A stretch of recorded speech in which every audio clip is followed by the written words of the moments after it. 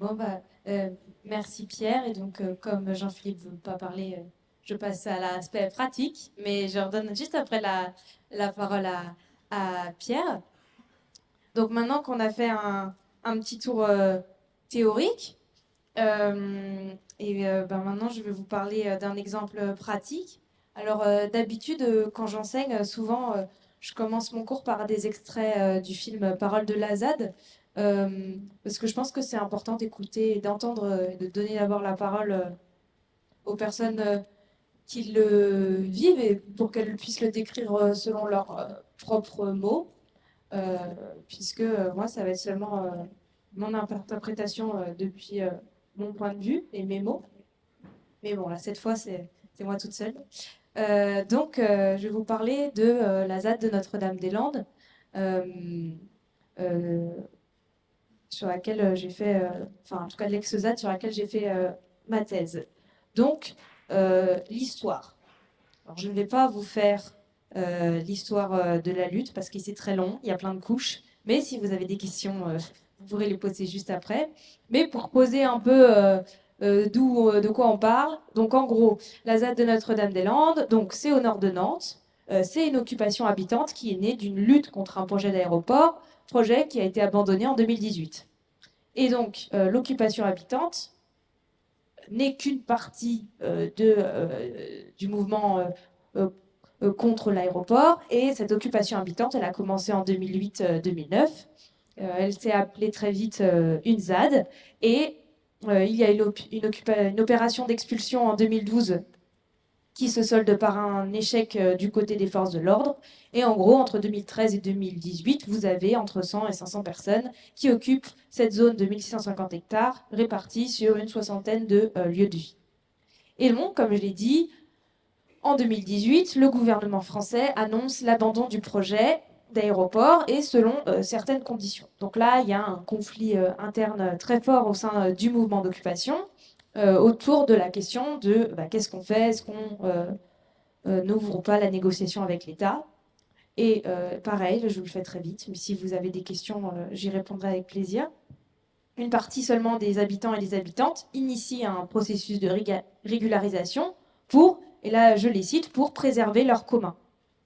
Euh, et donc elles s'engagent dans ce qu'ils ont appelé le pari commun, c'est-à-dire un engagement collectif à légaliser l'usage des terres tout en maintenant les pratiques basées sur les communs. Donc en gros, je comprends dans la manière dont elles le décrivent comme en fait les formes d'organisation qui se sont développées au cours de la lutte. Donc ensuite, pour les personnes qui n'auraient pas signé, il y a une opération d'expulsion qui est organisée en 2018, qui mobilise 2500 gendarmes, des drones, des hélicoptères, des véhicules blindés qui seront ensuite réutilisés pour les gilets jaunes et qui entraîne la destruction d'un tiers des habitations. Et donc, ma thèse, moi, elle se concentre sur cette phase post-abandon. Donc la question, est-ce que c'est toujours une ZAD? Je dis ex-ZAD. Ben, si on considère la définition de ZAD comme une occupation habitante contre un projet d'aménagement, ben, on peut considérer qu'à Notre-Dame-des-Landes, on n'est plus tout à fait sur une ZAD. Mais en même temps, les habitants et les habitantes qui continuent à habiter continuent de dire ZAD. Donc moi, j'ai tendance à dire les deux, parce que je pense que c'est important de bien signifier que c'est pas la même chose si on voit une autre ZAD émerger ailleurs. Et en même temps, par acculturation, je dis la ZAD. Donc vous entendrez les deux. Euh, je parle bien toujours de l'ex-ZAD du coup. Donc moi, j'ai été sur la ZAD entre 2021 et 2022 pour comprendre ce que ça signifiait, cette organisation en commun. J'ai toujours l'étiquette théorie des organisations, hein. En examinant, comme je vous ai dit, en fait, la manière dont s'organise la production, l'organisation des usages et de l'allocation des ressources en fait sur la zone. Sur le plan théorique, j'ai pas du tout utilisé Ostrom. J'ai plutôt utilisé un article qui fait référence, moi, dans ma discipline, c'est celui de Valérie Fournier, qui s'appelle un article de 2013 sur le commoning. Alors pourquoi j'ai utilisé ça? Pour plusieurs raisons. Bon, d'abord, c'est un article en gestion, et donc elle comprend le commun comme un mode d'organisation. Ensuite, elle positionne le commun comme anticapitaliste, et elle le propose de le conceptualiser comme un processus organisationnel. Donc, alors là, en gestion, on est une discipline qui a une grande influence aussi, qui est sous influence anglo-saxonne. On utilise beaucoup de termes anglophones. Donc là, je vous ai dit commoning. Alors, en français, organisation, ça veut dire à la fois une organisation, mais aussi l'organisation, un processus. En anglais, vous avez organization et organizing. Donc, en fait, moi, j'ai plutôt regardé un processus organisationnel, donc un organizing. Et donc, en gros, là, comme je vous ai dit, il y a 3 processus. Il y a l'organizing de la production, de l'usage et de la location. Et selon Fournier, en fait, ils se maintiennent selon une logique de réciprocité. Et elle montre aussi que dans le commoning, la production et l'usage sont forcément indissociables. Et elle montre aussi que donc il y a même une expression, en fait, c'est pas seulement la production et l'usage, c'est même la reproduction. Donc on peut même, il y a un théoricien qui a dit la reproduisage, bon, on va essayer de mettre les 3 là dans le même mot. Et ce qui est reproduit dans le commun, c'est pas seulement la ressource, c'est aussi la communauté. En fait, le but, c'est de pouvoir aussi subsister. Et donc j'ai utilisé ça là de Valérie Fournier, mais je l'ai ajusté aussi pour déconstruire ce dont je vous ai parlé, c'est-à-dire le dualisme entre communauté et ressources.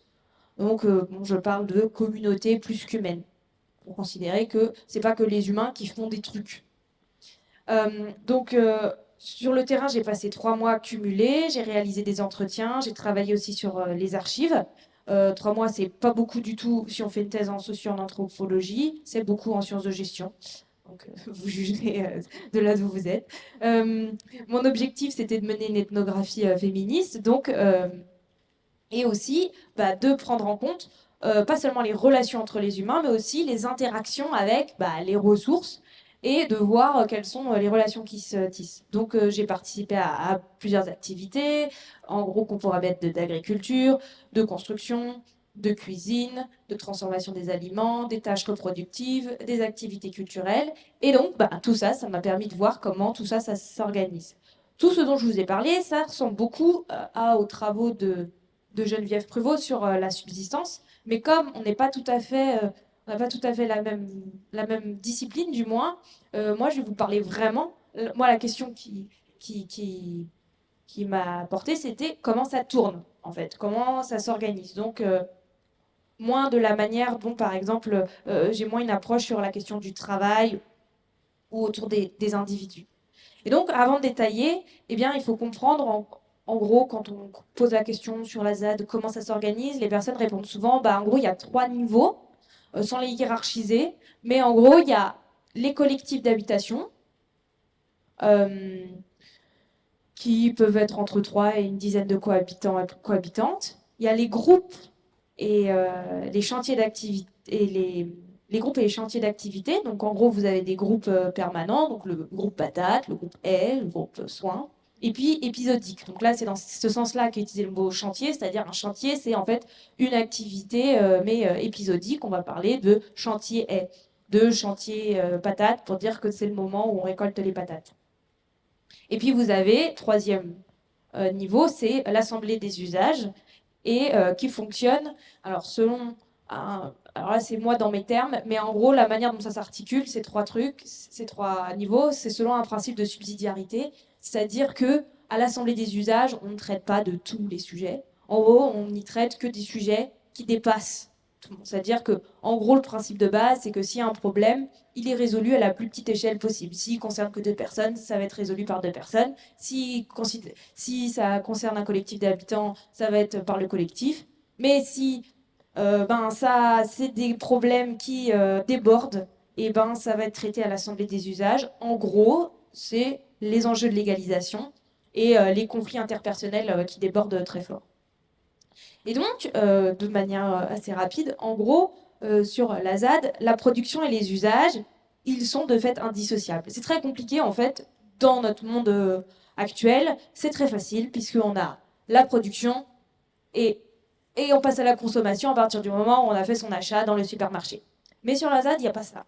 Et donc, en fait, d'essayer de tracer là, cette limite entre le moment où on est en train de produire et le moment où on est en train de faire de l'usage, c'est très compliqué. Et pourquoi À cause de plusieurs facteurs. Ben, d'abord, il y a une polyactivité, c'est-à-dire une non-spécialisation des individus. On n'appelle pas les personnes par leur fonction, on appelle les personnes par leur prénom parce qu'elles remplissent plusieurs activités. Il y a aussi une non-spécialisation des lieux, donc une polyactivité des lieux si vous voulez. L'expression qui est utilisée, c'est l'entremêlement des usages. C'est-à-dire que sur un même lieu, vous allez avoir de l'habitat, de l'activité agricole, de l'activité artisanale, de l'activité culturelle. Euh, Vous avez aussi comment ça s'est maintenu. Eh ben, on dit aussi beaucoup que la ZAD est une école à ciel ouvert. Donc en fait, il y a une circulation permanente des savoir-faire et des savoirs en général, et également des informations. Puisque d'accord, s'il y a une division sociale du travail, c'est très facile de savoir où je vais le matin, puisque je fais exactement toujours la même tâche. Il n'y a pas trop besoin de devoir donner des informations à d'autres. Mais si tout le monde fait un peu de tout, ben, on sent très vite qu'il va falloir un peu se coordonner. Donc ça, c'est permis par le fait qu'il y a une circulation des informations via des canaux formels et informels.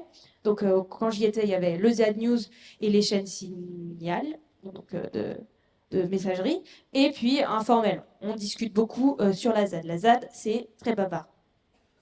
Et donc, quand on regarde aussi comment ça s'organise, eh ben, on voit en fait la manière dont je l'analyse, c'est en fait, il y a aussi une lutte dans la manière dont les personnes s'organisent dans la production et les usages. Elle lutte contre la scission entre la sphère productive et reproductive et contre la dévalorisation du reproductif. Qu'est-ce que ça veut dire? Bah, en gros, dans le capitalisme patriarcal, on a séparé le fait de couper le bois et de nourrir les bûcherons, et c'est les hommes qui coupent le bois et c'est les femmes qui nourrissent les bûcherons, et la cuisine est considérée comme moins importante que le fait de couper du bois. Ça, c'est la division genrée du travail, mais aussi le fait qu'on a séparé la sphère productive et reproductive. Et donc, bah, sur la ZAD, cette division genrée, elle est altérée. En gros, ça veut dire que les femmes et les minorités de genre, eh ben, par exemple, lors des chantiers haies, donc de coupe de bois ou de chantiers forêt, eh bien, elles utilisent des tronçonneuses et elles participent pleinement au chantier. Mais au-delà de cette division, on va dire, sexuelle du travail qui concerne les individus, en fait, on peut avoir une analyse plutôt au niveau organisationnel et regarder comment sont séparées aussi les activités. Et donc, par exemple, une fois, j'étais dans un chantier de haies et là, j'entends, oh, pardon, on arrive le matin et se pose la question de qui va participer à couper le bois. Et là, il y a une personne qui dit, ah non, le cuisinier fait partie du chantier. Ça veut dire qu'en fait, le fait de participer à la cuisine, ça a la même valeur et ça fait partie du chantier, c'est intégré dans le fait aussi de couper du bois. Or, nous, dans les entreprises, eh ben, on est plutôt dans le fait d'externaliser aussi certaines fonctions. Donc là, vous voyez, je vous parle pas seulement de la question de la division sexuelle du travail, mais aussi de la manière dont on sépare et on hiérarchise aussi certaines activités. Sur la ZAD, on intègre tout. Et cette attention, eh ben, elle n'est pas seulement elle n'est pas limitée aux humains. Euh, En fait, bah, sur la ZAD, donc les personnes vont remplir des fonctions productives et reproductives. On contribue à couper le bois, mais on est aussi à essayer de gérer les conflits, par exemple. Et ben ça se retrouve aussi pour les non-humains, puisque dans la forêt, elle a de nombreuses fonctions. Elle a des fonctions productives et reproductives. C'est-à-dire que la forêt, elle sert non seulement à fournir du bois, mais aussi à la mémoire des luttes. Par exemple, il y a des arbres on va pas couper parce que bah, justement, il y a toute une partie de la lutte qui s'est passée dans la forêt et donc une mémoire associée. Et donc, on n'est pas sur. Donc, la forêt a plusieurs usages. Et puis aussi, le fait que. Eh ben, on n'aime pas, quand j'arrive avec mes sabots en me demandant comment vous gérez la forêt, on me dit on n'aime pas le terme de gestion. Nous, on préfère accompagner la forêt parce que la forêt, elle fait des choses et nous, on n'a pas la main dessus. Donc là, par exemple, vous voyez, on n'est pas du tout, ça marche, c'est pas, ça colle pas, par exemple, avec les théories d'Ostrom dont je vous ai parlé tout avant. Et aussi, je reprends la question de l'horizontalité. La production et les usages, dans la manière dont c'est organisé, eh bien, c'est plutôt marqué par la lutte contre la hiérarchie. Je préfère dire ça que dire l'horizontalité, puisque l'horizontalité est parfaite. Ça existe peu, mais on peut être dans une démarche de lutte contre la hiérarchie. Et donc, sur la ZAD, les décisions ne sont pas imposées par des managers ou des propriétaires, mais discutées collectivement, avec du temps dédié à la délibération.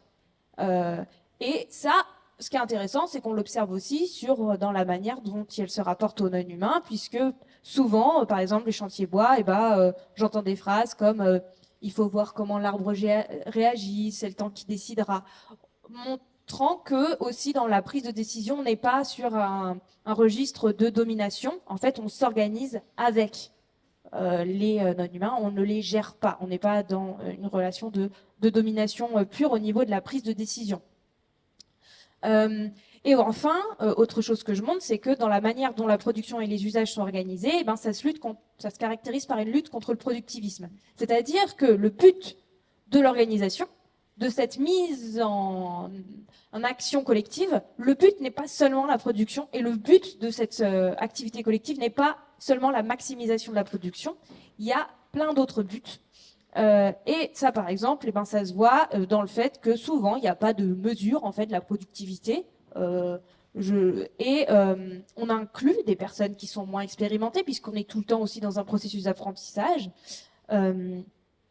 Voilà. Et puis ensuite, je vous ai dit, il y a la production et les usages là qu'on n'arrive pas à différencier. Et puis ensuite, se pose la question de la location. Une fois que j'ai coupé mon bois, si on a tous contribué, mais en même temps sur la ZAD, ça peut pas être tout le monde. Donc il y a eu mais on a contribué à plein d'activités. Comment est-ce qu'on se le répartit? Donc là, c'est la question de l'allocation. Donc là, ce qui est intéressant, c'est que sur la ZAD, il y a des pratiques très diverses, en fait, en fonction des types d'activités. Par exemple, le bois, il est distribué au prix coûtant. Et quand on regarde, puisque en gestion, vous avez aussi des questions de comptabilité, donc moi, je me suis intéressée à la construction des prix sur la ZAD.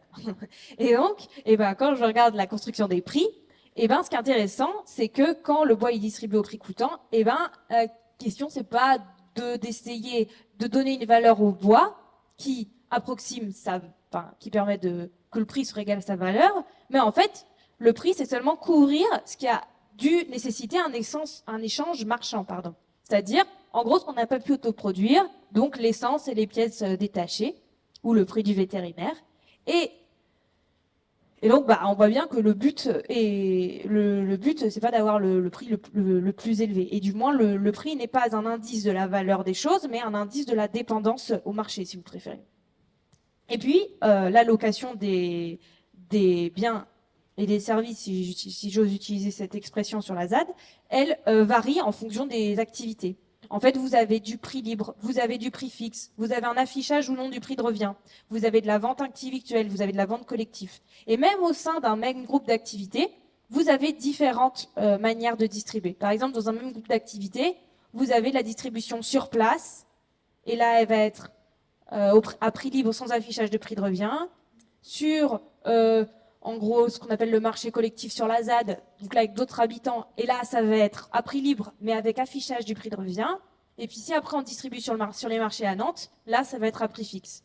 Et donc là on voit que l'allocation en fait c'est un choix politique avec 1000 possibilités, et que en fait par exemple sur l'argent il y a plein de choses à dire. Par exemple, dans les collectifs d'habitants, vous avez plein de caisses qui existent pour la vie courante. Vous avez des caisses, par exemple, pour l'investissement, les travaux, la mutuelle.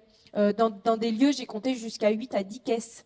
Vous avez aussi des voitures collectives, par exemple, chez dans des collectifs, où là, en fait, quand on prend la voiture, on compte son nombre de kilomètres et il y a une comptabilité quand même. Et entre individus aussi, il y a certaines règles qui existent. Par exemple, il y a des personnes qui peuvent écrire là sur leur voiture, si tu me l'empruntes, ça coûte tant au kilomètre. Mais tout ça, ok. Mais il y a des tensions. Enfin, tout ça, justement, la manière de s'organiser sur la ZAD n'est pas une manière harmonieuse entre humains et avec les non-humains. Il y a des tensions. Notamment, il peut y avoir reproduction des dynamiques de genre et d'exclusion qui viennent limiter la polyactivité. Donc en gros, parce qu'il y a des personnes, il va y avoir reproduction du fait d'assigner les femmes à des tâches domestiques ou ce genre de choses. Parfois, il y a des relents de division sexuelle du travail. Des personnes qui disent, par exemple, ah, moi je veux pas aller avec eux parce que comportement sexiste. Il y a beaucoup de conflits sur qui fait le ménage, qui fait la cuisine, qui prend soin des autres, qui passe des heures en AG à essayer de résoudre les problèmes de gestion de conflits. Donc, il y a toujours des normes patriarcales. Pourquoi? Ah, parce que ces personnes, elles vivent à côté de Nantes. Elles sont nées dans la même société que nous. Donc elles ont à peu près les mêmes problèmes. Il y a aussi des tensions avec l'organisation avec les non-humains. Donc je le redis, c'est pas la mise en place de modes de subsistance liés aux vivants n'est pas harmonieuse. Elle implique des dilemmes éthiques et des négociations permanentes. Je passe vite sur la forêt, mais en gros, par exemple, rien que sur la question du bois mort, est-ce que ramasser du bois mort, quelle quantité? Ah oui, mais en ramasser, ça permet de pas couper du bois vivant. Oui, mais en ramasser trop, ça fait qu'il n'y en a pas assez pour que la forêt puisse se reproduire. Sur les non-humains, on peut parler aussi des chiens ou la question de l'élevage. La question, par exemple, des chiens sur la ZAD a toujours été une question très, très conflictuelle, puisqu'il y a des chiens qui viennent attaquer le bétail. Durant la lutte, il y avait des questions antispécistes qui sont moins présentes aujourd'hui également. Mais donc, comment ces tensions sont gérées? J'essaie d'aller un peu plus vite. Vous avez déjà différents outils. Comment est-ce qu'on les gère? Sur la ZAD, il y a différents outils de démocratie directe qui ne sont pas conçus comme des modèles figés qu'il faut absolument reproduire, mais tout le temps en constante évolution. Donc là, je parle de pratique et non pas de principe. Il y a de la prise de décision par consensus, il y a des créations de chartes internes. Et donc là, comme je l'ai dit, la ZAD, c'est très bavard. Et ça, c'est par exemple quelque chose qu'on voit peu dans les films que vous pouvez voir sur l'ex-ZAD. Il y a aussi des initiatives sur la ZAD qui cherchent à articuler aussi et à essayer de travailler ces questions-là d'héritage sur les questions féministes et aussi écologiques. Donc on va avoir par exemple des sessions de coupe de bois en non-mixité, on va avoir des boîtes à crier, on va avoir des dispositifs contre les violences sexistes et sexuelles. Et puis on va essayer aussi d'avoir des dispositifs qui permettent de reconnaître la participation du plus qu'humain. Vous avez par exemple l'école des tritons qui est en train de se faire. Et aussi au principe, c'est que sur la ZAD, il y a plutôt tendance à cultiver la pluralité plutôt que d'imposer un seul bon modèle. One best way, quoi, à la Taylor. Donc, il y a plein de pratiques qui, parfois, vues de loin, on se dit « Ah, mais c'est pas possible que ça coexiste ». Vous avez de la traction animale et de la traction motorisée. Vous avez des personnes qui ont des régimes alimentaires véganes, végétariens, et d'autres pas du tout. Vous avez d'usage de smartphones et d'autres de téléphones pas du tout de smartphones.